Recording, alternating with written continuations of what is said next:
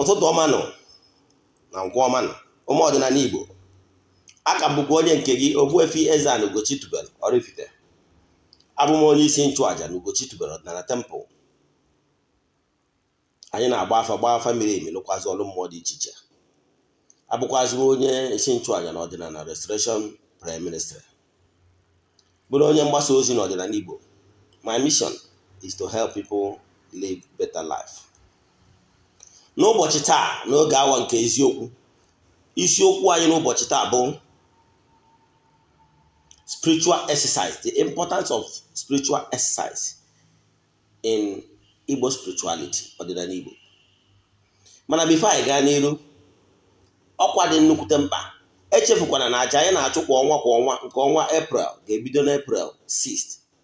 So ọ bụrụ na ị chọrọ ka ị sonye na ya bụ aja, ihe ọ pụtara bụ na ị ga-esendịrị m message, forward ya 3 prayer requests, then mere donation, token donation to an account, or chat na WhatsApp ka ngwa ihe kwesịrị ime. Ọ bụrụ na ime ihe ndị kwesịrị ime, anyị denye afa gị na ndị ga-esonyere anyị na ya bụ aja anyị na-achụ kwa ọnwa nke ọnwa April. Isiokwu njibịa n'ụbọchị taa bụ message of hope. Akụzi n'ọcha, and don't give up. Never give up. Giving up is attitude of the cowards. Never you believe that no nwere ihe nwere ike ime. Ọ bụrụ attribute of the great minds. Great mind and successful people never give up. That is one thing that is so common among them. So if you don't like what is happening to you right now, or your account balance is not good enough, get up today and start to do the needful. Human is spiritual.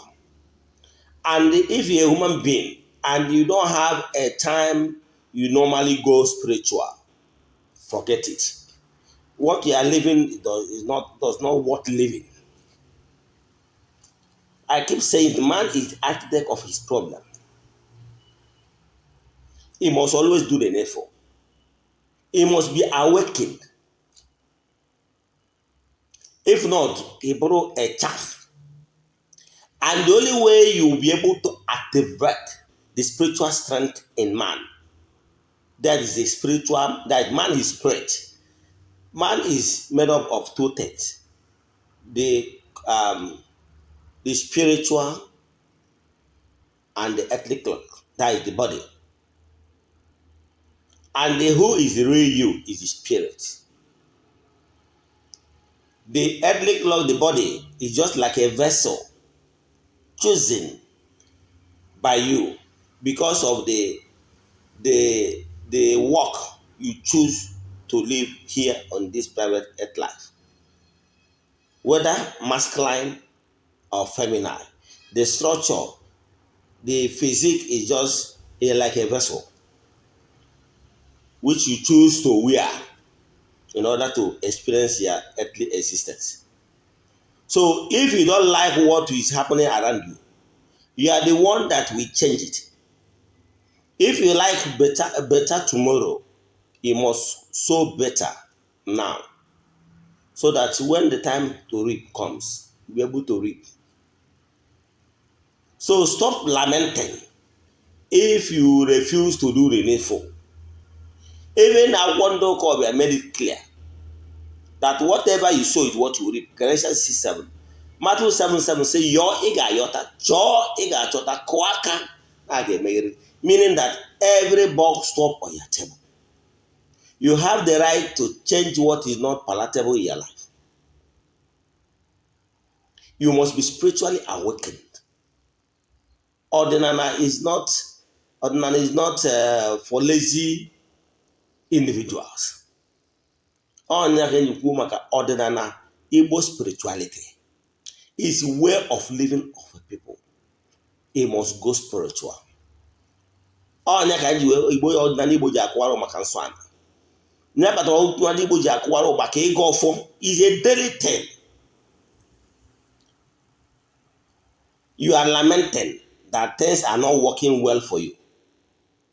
And you're still applying the laissez-faire attitude. You're applying the a lazy man attitude. Let me put it that way. You refuse to do the needful.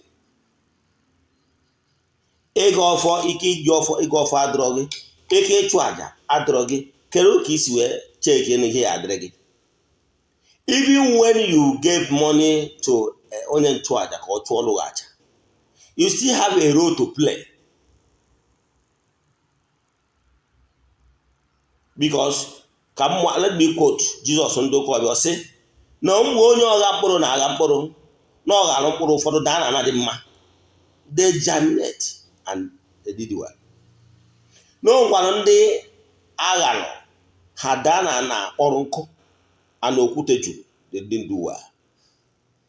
N'ọgwara ndị ọzọ ghakwalụ ha daa na ana ogwu, when they strive a little to see if they can survive, ogwu wee kpagbusia ha. The thing is exactly what is happening in the world we are living. The life itself is not bed of roses. You must work out what you want in this earth life. You must work for it.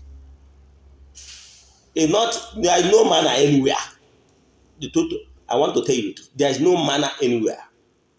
Odinana Igbo does not mean that if you refuse to do the needful and you refuse to work hard, that you will be suddenly rich. Not true. It's not how things work. In fact, even if somebody wins lottery today, if you don't know how to create money, you don't know how to create wealth, believe in me, you see squander the money. And when a lot of people, I don't want to start mentioning them, but what did they achieve with it? They squander them. O nwere ike ịkpọ nwaanyị go nwaanyị iPhone 11 or iPhone 13. O nwere ike ịkwụrụ nwaanyị ugwu, o nwere ike igo moto, o nwere ike ime asọkwa na igoro nwaanyị those things adịrọ mma. No, if the person actually want it, please do. You understand? But ọ bụ not just for licking and gallivanting that, and you don't keep friends that add value to you, believe in me, you see waste money. You must learn how to build wealth from scratch. That is the only way you'll be able to manage whatever you get. In Obonego Mado Batarawisio, no one he said that. This your why today you must learn how to manage and how things work. It's only when you know how things work, you'll be able to know how to play a role in this earthly gross material, earthly world. So what I'm saying in essence is that today activity is that one, know that nothing easy just comes just like that. Let me tell you one thing. And let me reveal a secret that will shock you. Even some of you that normally come to say you want to do okay there, I have said it time without number. Ogbuefi EZE-ANA Ugochi tubelu ade awo wojo. Adema alo okite, adema alo Igbo, adema alo all those things. Now let me shock you. Even if you need 2 million or 1 point something, where you work it there, if you don't have something meaningful doing, forget it. It will not work. Let that go. If you like, then when I'm working when I shop, just work it there. Kamara no more here will learn a shop. I won't worry here. You don't have something you can trade on. Forget it. So, if you don't have a for what I made a one day choke, I made a also. I made a quote on car, so learn how things work in creation so that your elevation will remain permanently.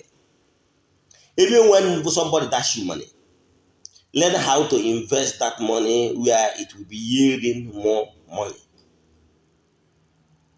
If you don't do like that, time will come when the person that is dashing your money will stop dashing you. Like there's some certain people I normally give some money, but at the stage I was like, I can't continue giving you. I need to show you how to catch the fish yourself. That is one of the reasons I decided to go into industries. One of the reasons is that to create jobs. A lot of people normally come Ogbuefi EZE-ANA Ugochi to I don't have something this and that. Okay, can you do such a work? Can you do this one? Can you do this one? He said yes. Okay.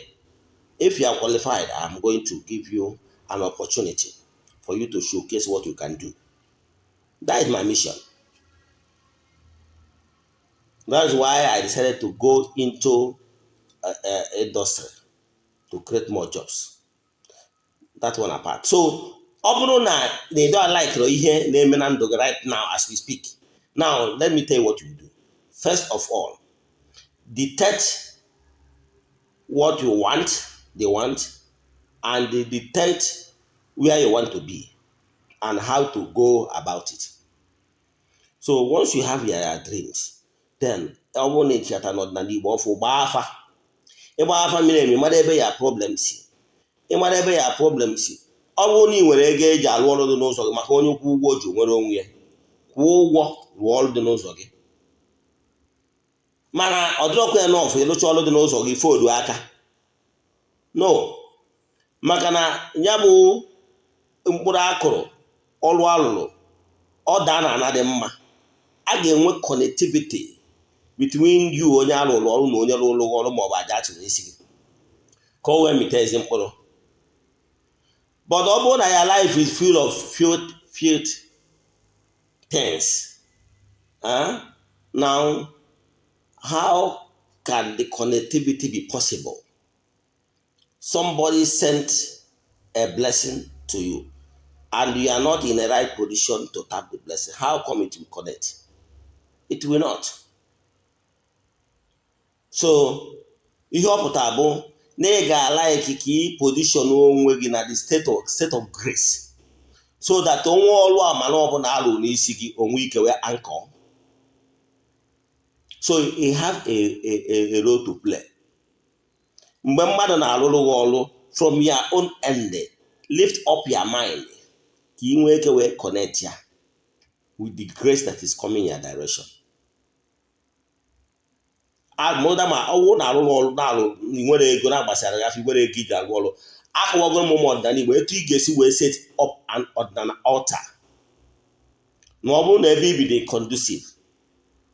Agwara m ụnụ na my old videos mere last year we see it how we can make up our altar even if it's a small stool or a small table. Put it in the east, facing the east. That is 4 corners of your room, 1 corner is east. So you put the table in the east, then so that whenever you stand in front of that altar, you are facing the east. So that day we bring the day that say, today, na go wabu oje dey to let's say ka nwere onwe mmadụ, mụ wabu Okonkwo Ogbuefi EZE-ANA Ugochi tubelu. N'ọta ka m na-ewube on my altar. You bring the altar from everybody, position in the east. Kpọkụ ezumezu mmụọ gị na asụ si na tata ka ị na-ewubere ha altar. Na ebe ọ bụla ị nọ wee lụta altar wee yọọ ha ayọ mgbe ọrụ ịbịa yọọ ha ayọ na altar biko ha mezuoro gị ya. Ịdọbazie the altar i were akwa white tụọ ya si na taa ka ị na-atụrụ ha akwa white na this altar. I just chọta candlestick chọọ a white candle itinye na ya mụnye ọkụ sị na altar ka ị na-amụnyere ha ihe ka amụnye ihe n'ime ndụ gị. Ọ bụrụ na ị nwere aja na be nna gị maọbụ aja na ikwu nne gị ịdọwakwa ya na the altar na ọ bụrụ na ị chọrọ ime asọpịa ọdịnala chọọ nzu esuriri apadariziri ka adị na 1 corner nzu na-edo inwe ọjị ọdịya alligator pepper adị n'aka ekpe. Then inwe ego jee wetara like in my temple even my temple and my altar in my inner room enwere ego ga-adịrịrị dị a. Ego nwere mgbe ị bịara dị a ego adị na my temple. Ego 4 note must be there. Before I started with smaller notes, now I have 1,000. The highest currency in Nigeria is there 4 notes. This 4,000 naira can never be removed. You always be there. No, no, ego ka anọ gwa ha wetara ya ego. Debie ọkwa nọ nke nna ya in room. That's your altar. Make sure na ego na-adị ya mgbe niile because ego beget ego. Ịghọtara ya? Ka bụ ofu. Set your altar. Now, ọ bụrụ na ị nwere ike adịwo flower depending na ọnwụ na ịchọrọ ime duto na family nweghị ya partner bụrụ onye na-achọ ka ọ bụrụ na ụdị ụka. However, mana ihe dị mkpa bụ na ịkpọrọ ebe ahụ ya altar. N'ọta ka iwuberie ikwubichazi okwu maka na ike dị n'okwu ọnụ. Nye nwee a particular time. It's not easy. Equal time, keeping time. Or they can say not easy, but let me tell you, if you like, try it. Choose a particular time of your choice. No time iji abịa ka na Chineke ji akpa nkata iji enwe spiritual exercise. Iji enwe meditation. Silent minutes. Oge iji achịgharị obi. Ifo no mgbe a ka ị nwere ike ịnọkọta inwe ọnwa. Some people will come and make it possible for you to lose. That is it. For you not to keep that time. It's not as a try, yeah. It's not very easy. So, man, that sacrificing that your time. Meaning that, almost the example you choose 6 a.m. every morning. Once it's about to 6 a.m., maybe 5 minutes to the time, your alarm of your phone will ring. You go. Get yourself ready. Use alligator pepper. Where to charge? May anti-clockwise. Because you want to remove something negative. Yes, you do it anti-clockwise 4 times. Representing 4 market days. You drop it near the fence. Now after that drop it near the fence or wall. Now after that, face your altar. Kpọkuo mmụọ ndị anjelu nke Chukwu na-eri oke etu atata bụ afọ. Kpọkuo chi onye ụwa gị. Kpọkuo ndị anjelu nke Chukwu na-eri oke na atata bụ afọ. Ndị anjelu nke Chukwu ndị na-ejere Chukwu na mmadụ ozi. Kpọkuo the entities of powers. Kpọkuo the forces of nature. Kpọkuo the entire universe. Kpọkuo ndị ichie ebe nne gị na ndị ichie ebe nna gị. Kpọkuo ezumezu agwụ ikwu nne gị na agwụ ikwu nna gị. Kpọkuo mmụọ ọbụla na-emere gị ihe. Mmụọ na-atụghị anya ekele n'aka na mmụọ ọbụla na-eso gị. Kpọkuzie mmụọ dị iche iche na mmụọ obodo anyị nọ na-esi ya biko n'ụbọchị taa anyị na-akpọ ha n'ọka gị na ha nọrịa ka ha wee bunie gị elu ka ha wee gọzie gị. Ichuzgo na gị na ha ga-eme nwanne ha kwudoro gị ka ide ude ka ịpụta ihe ka ebunie gị elu. Iyochi iyo ha itocha ha afa iyo ha si ha biko ebe ọbụla isi mejọ ha gbaghara gị. Iyosi ha nke anwa iwee yozie ha ihe ọbụla dị gị mkpa. That is intention, petitioning. Iyewazi ha yocha ihe niile adịghị mkpa. Iwe sizie ha biko iwe kwubizie okwu. Wee juo ogu. Because you speak positivity to your life. And they reject every negativity in totality. Ike dị n'okwu ọnụ. Iwere ọnụ wee juo okwu. Ndị Igbo na-ajụ okwu. Onye abụna ndị Igbo jụrụ okwu sị onye si na ya amadị ndụ. Ya were anasịrị mmiri asịse. Na-ajụ ndị Igbo ajụ ogwu si onye echecha ihe ọjọọ ya eme ya ma onwe ya. Ajụwa ogwu dị iche iche, jụwa ogwu dị iche iche. O ji ogwu wee kwubi okwu. Ihe ị chọrọ ka ọ na-eme na ndụ gị na ihe ị chọrọ ka ọ na-eme na ndụ gị. Iji chọọ ogwu a very important. Oge ị ga-ajụ. Oge ị na-ajụ ogwu a bụ oge ị na-ekwubi okwu. Ihe ọma dị iche iche ị chọrọ ka ọ na-emere gị. Ị jụọ anya bụ ogwu. Ijucha anya bụ ogwu ikwubikọ okwu.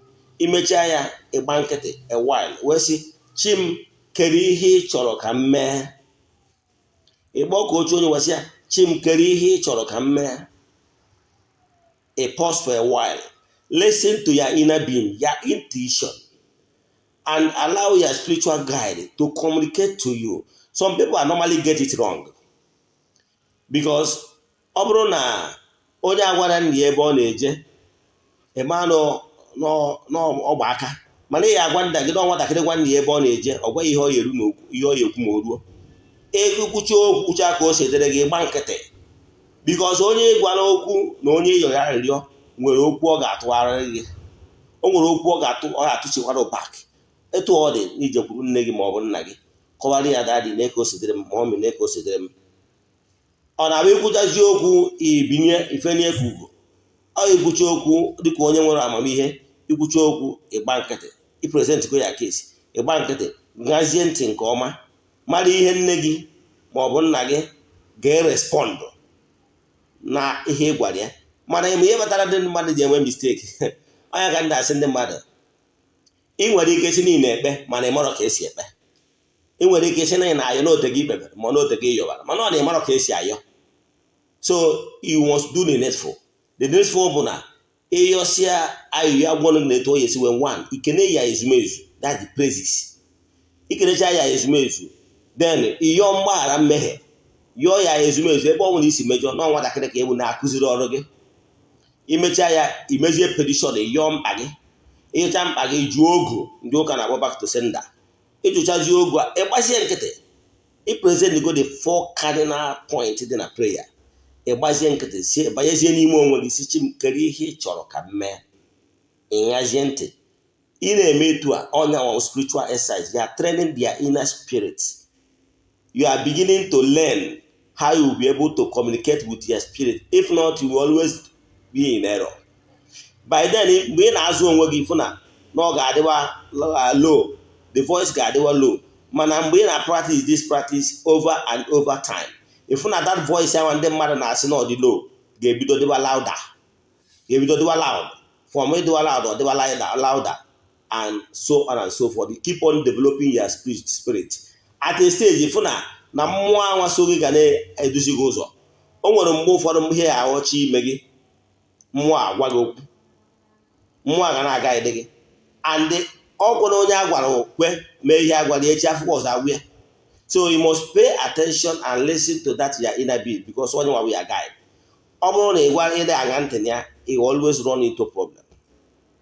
So you learn how to listen to that your inner being is very important.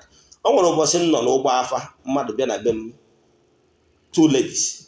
So those 2 ladies na ha asị na ha bịara ịgba afa.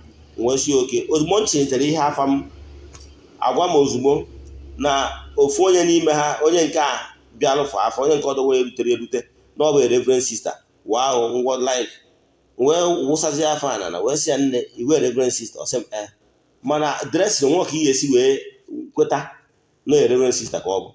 Mana ihe anyị ji wee kwu etu a bụ na ihe mmụọ gwara m ozugbo anwa. Etu a ka ọ dịkwa. O nwere mbọsị ị na-achọ ịba moto, o nwere mbọsị nọ one day mgbe ahụ ebido m ọdịnala. However, ana m eme spiritual exercise then. Anọ m n'ọdịnala mana abido m ọlụba dibịa na-eme spiritual exercise. So nwere one day mpụta na anọ m n'ihu shop. So obodo ga-asị m jegoro check ihe n'ime shop. O nwere something specific achọrọ ka ndị check ye, mana voice ya abịa na go inside shop. Immediately si n'ime MC ebe a ba ime shop, si ka ọkada to wee fere break with speed bịa hit ye just a small signboard dị na the shop, and ọ bụ na nna ebe a I might be injured. Ụfọdụ ụgwadụ nke ọ ya abụrụ ịchọrọ ịba moto, nwere ike ịchọrọ ịba moto asị gị ngwa ka ị nọgharịa n'oche ma ọ gị si na moto adịtuo. They have saved a lot of lives using the intuition perception. So you develop your inner spirit so that you'll be able to communicate with your spirit. If not, you'll be always run into challenges. Believe in me, you always carry your chi along, because chi bụ ụzọ, chi joke. Asị na onye buru chi ụzọ gbagbuo onwe ya n'ọsọ, chi gị must be leading you. Whenever you want to go out, isi chi m nekwa ihe m chọrọ ime, na what I want to embark on. Ikwucha ya, ọ bụrụ na o nwere ihe ọ tụgharịrị gị at that moment, yes, o nwere mbọsị ị ga-emesịa ya. Ọ bụrụ na o nwere ihe ị ga-enweta ụsa ị ga-enweta at the moment, mana o nwere ike later in the day ihe a na-eto ihe abịa dagụ n'obi. Ịghọtara ya? So ị mara na atụghagodo gị ihe, and mgbe ọbụla o mere obi ga-agwa gị n'ọkwa ihe a ansa ihe a ịyọrọ maka ụbọchị a. So let's go spiritual. Don't always be a carnal person. Don't always be a carnal person. Pay attention to quiet time. At least 5, 10, 15, 20 minutes per day. Ka ọ bụrụ oge gị na mmụọ ji akpa nkata. Ọtụtụ ndị mmadụ ihe a na ha na-akpa nkata awụ phone, watching films. And some of these films that are not even adding values to their lives. So from today, Since I have opened their eyes for you to see what you are doing wrong, create time for spiritual exercise. Do you know that sometimes I will be doing spiritual exercise upstairs? If I'm doing spiritual exercise, sometimes I will be carried away like Odika Asanola, because me, I normally even midnight I used to do it. So inwe ike imetụ ya efu na a ga-eme dịka asị na-efere ajụ ụlọ eburu n'ụlọ abụziri gị nwere ike fụ ihe dịka ụfọdụ ndị mmadụ na-akpọ ediri mana ọ bụrụ ọdịrị m ihe awụ trans egosighị something like nọ but ọ ga-adị too short, ọ ga-adị short but so precise to the ihe a chọrọ ka ịmụta ya. And believe me, whenever this happen, it must happen. And mgbe ọ bụla egosi m ihe a, ọ ga-emerịrị within a week, 2 weeks or months. It will ọmakarị. So ọ bụrụ ya. So when na-achọ ịkụwara gị, stop lamenting na ị nwere ego. Ị nwere ego abụrụ excuse. You must work out your salvation with fear and trembling. You must work out your own. Don't apply lazy attitude. A drum more guy, do ọchịcha. Ị nwere ego, ị nwere one time for spiritual exercise. Understand? Ị nwere ike onwe time, ị nwere ike ijiri ego mana ị nwere time iji watch film, ị nwere time iji egwuregwu enwere ihe add value at all. Who is shooting who? Now, why can't you turn that time ị nwere for pleasure? Time ahụ iji egwugharị egwu enwere isi add value, keeping bad companies. Can't you turn that time iji eme spiritual exercise ka ị nwee ike tụnye ya alụ oge a ka ị ga-enwe ihe adị spad inwe inspiration enwere ike iyi na masị na ọ bụrụkwana ihe a ka ogiri ya erie wee mee nwafọ. O nwere ụbọchị otu ụbọchị nnọkịtara mgbe nka na-edevelop the spiritual exercise wee na-asị look nekwana ihe m chọrọ na mụnwa na onwe m create go mind of ihe m chọrọ ime achieve on earth wee na-asị ma ya ezumezu na-anọ n'uwe ego achọrọ m achọrọ iwe ogbenye na ogbenye adịrọ mma wee sị ya na oke na m chọrọ ịzụ ụmụ m niile onye ọbụla chọrọ ịgụ akwụkwọ ọgụọ akwụkwọ gụruo n'isi, be able to take responsibility, be able to help people, be able to gbasa ike ọdịnala Igbo, be able to do so many joyful activities and put smiles on people's face. Now, wee sị ezumezu mụ na ihe na-agwa ihe ahụ long years before I became a dibia. Na-asị chi m kedu ihe ị chọrọ ka m mee, kedu ya duzie m ụzọ na mfụ na mgbe anwa ọ na-edu m from one business to another, from one business to the another, from one business to another till n'obuje na business nnọkwa ya wee make money before finally butekwazie m n'iwu dibia. Because before I became a dibia, I have made money. Yes, in importation of American used laptops in Abuja and computer peripherals from China, I made money because I built some properties with money I made from it. But what I want you to understand is that is for the fact that I keep on those businesses, believe in me, I never lend them. What I normally have the inspiration that now go for my client and I said, Chimkeri he chọrọ ka mme. Now this current business in Nonia cannot give me the type of life I want to live. It will not give me the type of comfort I want to live. Keri he chọrọ ka mme. Mgbe nwanne ya mgbaziri nkịta nwa obi ma na-agwazi m okay, why can't you try this? Why can't you try the other business? Why can't you go into importation? You understand? Believe in me, when time comes, there was a day I was like, after I met my SRC, can't you go for a program? At a stage, I know one day, one go to the house, no one program may go now no what the 21st century of the internet. Behold, there is this announcement on the radio. Now we're training again for online marketing and rest of them. Training. I went to that training. I paid. I listened. That the presenter opened my eyes that you can start importing from China, from America, from so many other countries without being there. And you can start with this small amount of money. Believe in me, I went. Why I want to share my life story is that Sometimes if people are telling me that some people life need to be pushy for as soon ego with their problem. The money I use to start laptop business is less than 100,000. But the most important thing is that I attended the training. I attended the training and they understand perfectly well the website and how I can be able to buy from a site, then sell at another site. Do you get? Now, I was going to that training. I understand how I can be able to buy in some American websites at cheaper rates. Do you know I keep buying used laptop from refurbished companies in US without being into US. I have some countries visa, but I don't have US visa. I have not been to US, but I am in business with US company for 5 good years, and I made money from it. So at a stage I became one of the good customers from the company. To this that the company even invited me to visit US in New Jersey. Do you get? So what I did that through that training, I now find out that it's possible for me to buy from some certain online shops and create online presence, even some like a gg.com, like gg.ng. Yes, there's a company called gg.ng. Is the company I normally display my goods. Then why putting my shop address? Now people keep trooping in, and I maintain the standard, very very honest, because the company I buy from US will state the condition of every used item. Is it grade A? Is it grade B? Is it grade C? And that is how I will present it to my customers in Abuja.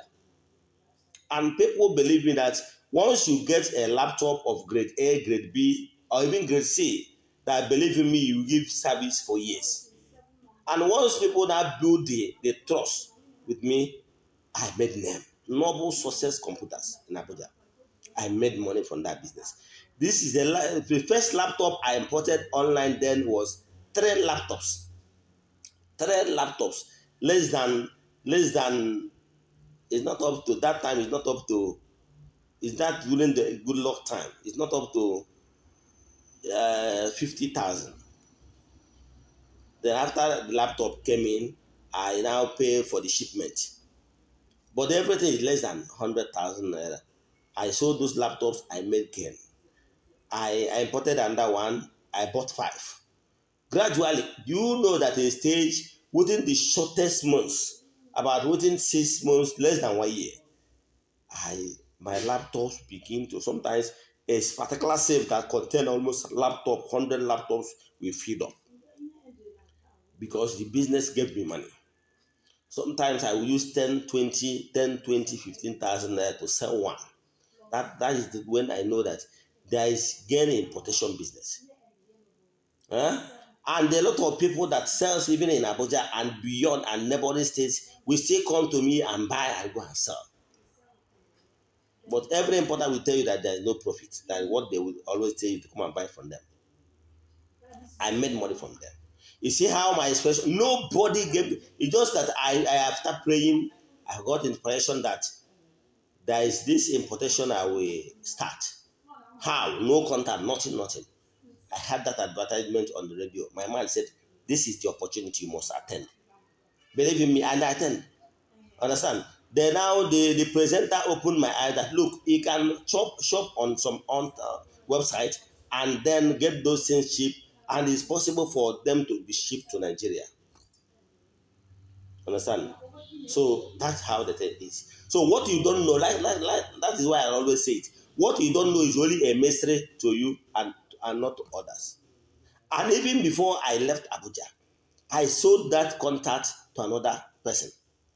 That is one of my biggest customers that normally come from Wuse to come and buy my laptop and go and resell in their shops.